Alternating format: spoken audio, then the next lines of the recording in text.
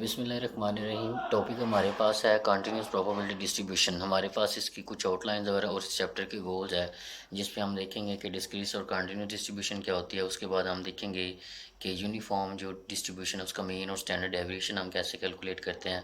उसके बाद हम स्टैंडर्ड नॉर्मल डिस्ट्रीब्यूशन देखेंगे और जी वैल्यू क्या होती है उसको देखेंगे, और इसी तरह हम ये जो पॉइंट्स हैं इनको देखेंगे। आपने इसको रीड आउट कर लेना।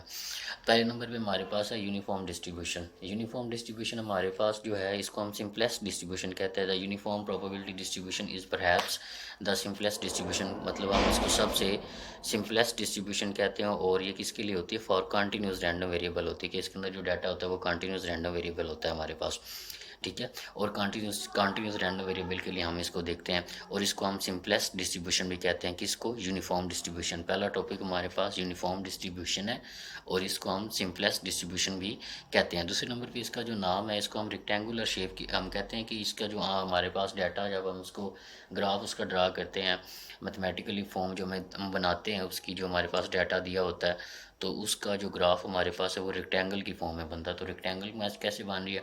इसके ऑपोजिट साइड हमारे पास बराबर आती हैं। This side is equal to this and upper side is equal to lower side. तो ऑपोजिट साइड इसकी बराबर आती हैं जब हम इसकी डाटा को ग्राफ में हम पुट करते हैं या उसके डाटा का ग्राफ बनाते हैं। This distribution is rectangular in shape. इसकी जो शेप बनती है वो रेक्टेंगुलर फॉर्म में बनती है, and is defined by minimum and maximum value. सबसे लोअर वैल्यू और सबसे मैक्सिमम वैल्यू के साथ हम इसको रिप्रेजेंट कर सकते हैं। अगर आप थोड़ा सा गौर करें तो इसके अंदर हमें हमारे पास जो एक इंटरवल पड़ा हुआ है जिसको हम ए से बी का इंटरवल का नाम दे रहे हैं, ठीक है। ये इसकी एक्स एक्सिस भी वैल्यू है, ठीक है। और अगर हम इसकी वर्टिकल वाई की वैल्यू कैलकुलेट करना चाहते हैं तो वो हम कैसे कैलकुलेट करेंगे? पी ऑफ एक्स हमारे पास वर्टिकल वैल्यू आ रही है, और पी ऑफ एक्स हमारे पास किसके इक्वल होगा? P of X is equal to 1/b-a के इक्वल है हमारे पास। ये दो चीज़ें आपने याद रखनी। वर्टिकल पे हम पॉइंट्स, एक्स एक्सिस पे हम इंटरवल के पॉइंट्स ले लें, वन ए और बी, और हमें पता है कि इनकी अगर हम फंक्शनल वैल्यू कैलकुलेट करना चाहते हैं, ए पुट करें या बी पुट करें, तो वो वाई एक्सिस की तरफ हमें इशारा करेंगे। तो इसकी जो फंक्शनल वैल्यू हमें, अगर हम यूनिफॉर्म डिस्ट्रीब्यूशन की डेफिनेशन की तरफ जाएँ तो पी ऑफ एक्स हमारे पास किसके इक्वल होता है? P of X is equal to 1/b-a के इक्वल होता है। आगे चलते हैं। उसके बाद है uniform distribution mean and standard deviation. अगर हमारे पास एक यूनिफॉर्म डिस्ट्रीब्यूशन दी हुई है तो हमने उसका मीन और स्टैंडर्ड डेविएशन कैसे कैलकुलेट करना है, यहाँ से हमारा मेन टॉपिक शुरू हो चुका है। तो सबसे पहले हमारे पास, अगर हमने इसका मीन या standard deviation calculate, mean of uniform distribution, अगर हमारे पास यूनिफॉर्म डिस्ट्रीब्यूशन दी हुई तो हमने उसका मीन कैसे कैलकुलेट करना है? जोन से दो पॉइंट हमें दिए होंगे इंटरवल के, ठीक है। ए और बी दो इंटरवल के पॉइंट्स थी, अगर जो हमें दिए होंगे हम उन दोनों को ऐड करेंगे और 2 पे डिवाइड करेंगे, वो उसका क्या होगा? मीन होगा। उसके बाद स्टैंडर्ड डेविएशन इसकी कैसे आएगी हमारे पास? Standard deviation of uniform distribution के लिए हम क्या करेंगे, वो हमारे पास इसका डायरेक्ट हमने फार्मूला याद रखना है। ये हमारे पास किसके इक्वल होता है? Sigma is equal to under root b-a का स्क्वायर ओवर 12। हमारे पास दो फार्मूलाज हो गए, और यूनिफॉर्म डिस्ट्रीब्यूशन का ये फार्मूला होता है, ठीक है। यूनिफॉर्म डिस्ट्रीब्यूशन को हम किससे रिप्रेजेंट कर रहे हैं? पी ऑफ एक्स से रिप्रेजेंट कर रहे हैं, और ये किसके इक्वल होता है? 1/b-a। और ये किसके लिए हम डिफाइन कर रहे हैं? एक्स की जो वैल्यू है वो मिनिमम ए हो सकती है और मैक्सिमम क्या हो सकती है? बी हो सकती है। ए और बी से, बी के दरमियान की तमाम वैल्यू के लिए ये फार्मूला हमारे पास होल्ड करेगा, और बी और ए के अलावा अगर कोई और वैल्यू लेंगे तो ये स्टैंडर्ड जो हमारे पास यूनिफॉर्म डिस्ट्रीब्यूशन है ये ज़ीरो हो जाएगी। अभी तक हमने 3 फार्मूलाज किए, हमने इनको रिमाइंड करना है। इंटरवल के अंदर आपको पता है 2 पॉइंट दिए होते हैं, एक लेफ्ट साइड पे एक राइट साइड पे, और उसको क्लोज ब्रैकेट में बंद किया होता है। तो अगर हमने उस इंटरवल का यूनिफॉर्म डिस्ट्रीब्यूशन के अंदर मीन निकालना है तो उन दोनों पॉइंट्स को ऐड करेंगे और 2 पे डिवाइड कर देंगे, ये उसका मीन आ जाएगा। और मीन को हम किससे रिप्रेजेंट करते हैं? म्यू से। अगर हमने स्टैंडर्ड डेविएशन लेनी है तो a माइनस बी नहीं करना, फार्मूला में है b-a का स्केयर करना है, अंडर रूट ले लेना है और 12 पे डिवाइड करना है, मतलब b-a का स्केयर डिवाइडेड बाय 12 और होल का अंडर रूट लेना है। दो फार्मूलाज हो गए, और ये हमारे पास है यूनिफॉर्म डिस्ट्रीब्यूशन कैलकुलेट करने का फार्मूला, स्टैंडर्ड फार्मूला उसका। आगे मूव करते हैं। सबसे पहले हमारे पास एक एग्जांपल दी गई है, और इस एग्जांपल को समझते हैं और उसमें क्या कहा गया है उसको समझने की कोशिश करते हैं। हमारे पास दिया हुआ है south west Arizona state university provide bus service to the students while they are on campus. जब स्टूडेंट कैंपस के अंदर होते हैं तो यूनिवर्सिटी जो है, साउथ वेस्ट एक यूनिवर्सिटी, साउथ वेस्ट एरिजोना एक यूनिवर्सिटी, वो अपने बच्चों को जो ट्रांसपोर्ट की फैसिलिटी है वो प्रोवाइड करती है। अब बस अराइव, एक बस पहुंचती है at the north main street and college driver stop every 30 minutes between. हमारे पास जो बसेस चल रही हैं वो कितनी टाइम के लिए चल रही हैं? 6 बजे से लेकर 11 बजे तक चलती हैं। सुबह 6 बजे से लेकर 6 AM दिया हुआ, ठीक है। सुबह मॉर्निंग 6 बजे से लेकर रात के 11 बजे तक चलती हैं। और हर बस कितने में हमारे पास जो ड्राइवर है वो स्टॉप कितने मिनट बाद करता है? 30 मिनट के बाद करता है। हर इस टाइम के दौरान हर 30 मिनट के बाद वो मतलब ब्रेक लगाता है। उसके बाद है ड्यूरिंग वीक डेज, ठीक है। ड्यूरिंग मतलब जो पूरा हफ्ता है उसके दिन हमारे पास 6 बजे से लेकर 11 बजे तक रात की जो बसेज हैं वो चलती हैं और हर 30 मिनट के बाद वो स्टॉप करते हैं।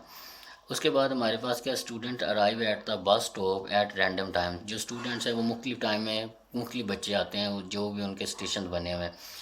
The time that a student waits a uniformly distribution from 0 to 30 minute. मतलब जो हमारे पास जो एक स्टूडेंट्स के वेट करने का यूनिफॉर्म डिस्ट्रीब्यूट किया गया है, एक टाइम पीरियड सेट किया गया कि एक बच्चा कितनी देर तक वेट कर सकता है, तो वो 0 मिनट से लेकर 30 मिनट तक बस का वेट करेगा। ये भी हो सकता है कि वो आके रुके ही और बस उसे पिकअप कर ले, और ऐसा भी हो सकता है कि बस 15 मिनट बाद आ जाए, और ऐसा भी हो सकता है कि बस जो है वो 30 मिनट्स के बाद 30 मिनट्स पे आए, ठीक है। 30 मिनट से लेट नहीं होगी। तो 0 से लेकर 30 मिनट्स तक एक स्टूडेंट बस का वेट कर सकता है। सबसे पहले हमने इसके पॉइंट्स हमें दिए हैं, हमने इनको फॉलो करना है। सबसे पहले हमने draw a graph of this distribution, हमने सबसे पहले इस डिस्ट्रीब्यूशन का ग्राफ ड्रा करना है, ठीक है। उसके बाद हमने करना है to show that the area in this uniform distribution is 1। हमने ये भी शो करना है कि जो हमारे पास कर्व बनेगी इस एरिया के लिए, वो हमारे पास उसका जो आंसर है वो 1 हमारे पास आएगा। तो हम ये पॉइंट्स आपने रीड आउट कर लेने, हम बारी बारी इसके सोल्यूशन की तरफ चलते हैं। सबसे पहले आपने क्या करना था, इसका ग्राफ ड्रा करना था जो भी डिस्ट्रीब्यूशन दी हुई थी। तो हमें पता है ग्राफ ड्रा करने के लिए हमें एक्स एक्सिस चाहिए होता है और वाई एक्सिस चाहिए होता है। तो एक्स एक्सिस में हमने जो लेंथ ऑफ वेट है कि एक स्टूडेंट कितने मिनट तक वेट कर सकता है वो ले लेते हैं, और दूसरी साइड पे हम प्रोबेबिलिटी ले लेते हैं। अब एक बात का आपने ख्याल रखना है, सबसे पहले आपने क्वेश्चन को एक तरफ क्वेश्चन को ऊपर करके रखना है, फिर उसको सोल्यूशन करना है। हमें पता है कि एक स्टूडेंट कितने मिनट तक वेट कर सकता है, 0 से लेकर 30 मिनट्स तक। तो ये 0 आ गया। 0 से लेकर 30 मिनट तक एक स्टूडेंट वेट कर सकता है, ये 30 मिनट आ गया। ये हमने एक्स एक्सिस पे पॉइंट्स ले लिए।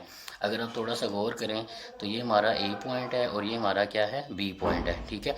अब अगर हम ये वर्टिकल, ये प्रोबेबिलिटी हमारे पास कैसे आएगी, ये हमारे पास इसका फॉर्मूला हमने देखा था, f(x)=1/b-a। तो b हमारे पास क्या है, 30 है, ठीक है, और a हमारे पास क्या, 0। तो हमारे पास इसका फॉर्मूला क्या आता है, इसका फॉर्मूला हमारे पास है, इसका फॉर्मूला हमारे पास किसके इक्वल था, इसका फॉर्मूला हमारे पास इसके इक्वल था। हमारे पास a, b हमारे पास पॉइंट इसके अंदर क्या दिए हुए हैं, 0,30 दिए हुए जो वेट करते हैं। और अगर हम p(x) की या f(x) की बात करें तो उसका आंसर हमने कैसे निकालना है, b-a। तो यहाँ पे आ जाएगा 1/b की वैल्यू क्या है, 30, a की वैल्यू क्या है, 0। तो ये आ जाएगा 1/30। तो 1 को अंदर रखेंगे, 30 पे डिवाइड करेंगे, तो इसका आंसर आपके पास आएगा 0.033। और ये हमारे पास क्या आएगी, प्रोबेबिलिटी आएगी, और इसको हम वाई एक्सिस के अलोंग ले रहे हैं। तो ये हमारे पास 0.033 प्रोबेबिलिटी आई है अलोंग वाई एक्सिस, और इसको हम हाइट भी कह सकते हैं, ठीक है। ये हमारे पास लेंथ है और ये हमारे पास क्या है, हाइट है। और अगर आप थोड़ा सा गौर करें तो उन्होंने ये कहा था कि जो यूनिफॉर्म डिस्ट्रीब्यूशन होती है इसका ग्राफ जो होता है वो कैसे बनता है, रेक्टेंगुलर फॉर्म का बनता है। तो हमने इसका ग्राफ देखा, वो रेक्टेंगुलर फॉर्म का बना। 0 से 30 मिनट यहाँ पे हमने लगाए, और ये इतना को एरिया इसने कवर किया, ये 0 था, और ये इसकी प्रोबेबिलिटी आ गई, ठीक है। ये हमने ड्रा किया, ग्राफ डिस्ट्रीब्यूशन उसने कहा था कि ग्राफ डिस्ट्रीब्यूट करें, ये हमने बना दिया। दूसरे पॉइंट में उसने ये कहा है, दूसरे पॉइंट में हमें ये कहता है show that the area of this distribution is 1, कि हमारे पास ये जो डिस्ट्रीब्यूशन आई है इसका जो एरिया है उसका आंसर 1 आता है। तो उसका आंसर निकालने के लिए हम क्या कहते हैं, the time student must wait the bus is uniform over. हम ये बात कर रहे हैं, हमने ये चेक करना है कि हमारे पास show that the area of this distribution is equal to 1। तो हमने ये प्रूव करना है कि ये जो डिस्ट्रीब्यूशन है इसका एरिया हमारे पास 1 के इक्वल आता है। अगर हम ये देखें तो ये हमारे पास एक रेक्टेंगल बन रही है 0 पॉइंट से लेकर 30 तक, और इसकी अगर हम वर्टिकल वैल्यू की बात करें तो वो यहाँ पे आएगी, यहाँ पे लेकर यहाँ से लेकर यहाँ तक जाएंगे, ठीक है। ऐसे करेंगे, इस पूरे को शेड कर देंगे। हमने ये प्रूव करना है कि ये जो शेडेड एरिया ये हमारे पास 1 के इक्वल आता है। तो अगर आप थोड़ा सा गौर करें तो ये हमारे पास क्या बन रही है, एक रेक्टेंगल बन रही है। हम इसको जो है यूनिफॉर्म डिस्ट्रीब्यूशन का फार्मूला लगा के भी कर सकते हैं, लेकिन अगर हम थोड़ा सा गौर करें तो हमने ये बताना है कि इस डिस्ट्रीब्यूशन का आंसर 1 के इक्वल आता है, मतलब इसका एरिया 1 के इक्वल आता है। तो जो हमारे पास रेक्टेंगल होती है उसका एरिया हमारे पास किसके इक्वल होता है, लेंथ मल्टीप्लाई बाय विड्थ। तो हमें पता है इसकी लेंथ क्या है, ये 0 है, ये इंटरवल है 0 से 30 तक। तो किसी भी इंटरवल की लेंथ निकालनी हो तो उसका जो हाईएस्ट पॉइंट है उसमें से जो मिनिमम पॉइंट है उसको हम माइनस कर देते तो उसकी लेंथ आ जाएगी। तो 30 माइनस 0 करेंगे तो ये इसकी लेंथ आ जाएगी, ठीक है। जिसे हम बेस, ये इसे भी कह सकते हैं base multiply by height. Base इसकी क्या आएगी, 30 है, 0 से लेकर 30 तक, तो 30 इसकी बेस है। और इसकी हाइट हमारे पास कितनी है, यहाँ से लेकर यहाँ तक 0.033। तो हमने यहाँ पे रेक्टेंगल के एरिया का फार्मूला लगाया, area is equal to height multiply by base. तो इसकी हाइट कितनी है, 0.033 आएगा। वो कैसे आएगा, मैंने अभी आपको करके दिखाया था, 1/b-a। बी हमारे पास 30 है, माइनस 0 करेंगे तो 1/30 आएगा। उसका आंसर हमारे पास कितना बनेगा, 0.333। और ये हमारे पास क्या है, हाइट है। और इसके साथ बेस हमारी क्या है, हम मैक्सिमम पॉइंट से मिनिमम पॉइंट को एक्स एक्सिस के लॉन्ग माइनस करेंगे, 30 माइनस 0 करेंगे तो ये हमारे पास बेस आ जाएगी। तो ऊपर भी 30 आ जाएगा, नीचे भी 30, और उसका आंसर हमारे पास क्या आ जाएगा, 1 आ जाएगा। तो हमने ये शो कर दिया कि इसका जो एरिया है, जो डिस्ट्रीब्यूशन ये हमें दी हुई, उसका एरिया हमारे पास 1 के इक्वल है। पॉइंट 3 की तरफ मूव करते हैं। पॉइंट 3 में हमारे पास वो कहता है द यूनिफॉर्म डिस्ट्रीब्यूशन एग्जाम्पल हम कर रहे हैं। पॉइंट 3 में वो कहता है हमारे पास क्या था इसका, पॉइंट नंबर 3, हाँ जी, पॉइंट नंबर 3 है हाउ लॉन्ग, कितनी देर तक एक student typically have to wait for the bus. एक स्टूडेंट को मतलब एक स्टूडेंट को नॉर्मल कितना वेट करना पड़ेगा, ठीक है। अगर हम अमूमन बात करें कि एक स्टूडेंट को कितना वेट करना पड़ेगा, हम वो देखना चाहते हैं। In other word, what is the mean of the waiting time, के हमारे पास जो मीन है, हमारे पास वेटिंग टाइम का, हमारे पास जो मीन बनेगा वेटिंग टाइम का, कि अमूमन स्टूडेंट्स को कितना टाइम वेट करना पड़ता है, मतलब अमूमन आमतौर पे कितनी देर बच्चे वेट करते होंगे। तो हमें पता है बेसिकली ये मीन की बात कर रहा है, उसने यहाँ पे बता भी दिया है। तो मीन मैंने आपको बताया था कि कैसे कैलकुलेट करना है, जो इंटरवल हमें दिया हुआ है उन दोनों पॉइंट्स को ऐड करना है और 2 पे डिवाइड करना है। वो क्या था, a+b/2, ठीक है। तो ये a+b/2, ए हमारे पास 0 है, b 30 है, इन दोनों को ऐड करेंगे, 2 पे डिवाइड करेंगे, 15 आंसर आ जाएगा। तो ये इसका मीन आ जाएगा। तो स्टूडेंट को मैक्सिमम मतलब जो मतलब आम मोमेंट टाइम है स्टूडेंट को वेट करने के लिए कितना लगता है, 15 मिनट लगते हैं। उसके बाद उन्होंने पूछा था कि what is the standard deviation of the waiting time. तो हमने वेटिंग टाइम के ये मीन निकाला है, ठीक है। अब हम वेटिंग टाइम का स्टैंडर्ड डेविएशन निकालें तो उसका फॉर्मूला हमारे पास क्या था, वो हमारे पास था sigma is equal to √b-a²/12। मैंने पहले भी रिपीट किया, इसको आपने a माइनस बी नहीं करना, b-a² डिवाइडेड बाई 2 करेंगे तो 30 माइनस 0 करेंगे तो वो 30 रहेगा, डिवाइडेड बाई 12 कर दें तो इसको अंडर रूट लेंगे तो उसका आंसर आपके पास क्या आएगा, 8.66 आएगा। तो हमारे पास जो इंटरवल 0,30 था उसका मीन हमारे पास 15 है और उसका जो वेरियंस है वो हमारे पास क्या है, 8.66 है। आगे हम चलते हैं। यहाँ पे वो कहता है द यूनिफॉर्म डिस्ट्रीब्यूशन एग्जाम्पल में हमारे पास उसी को हम बात करें।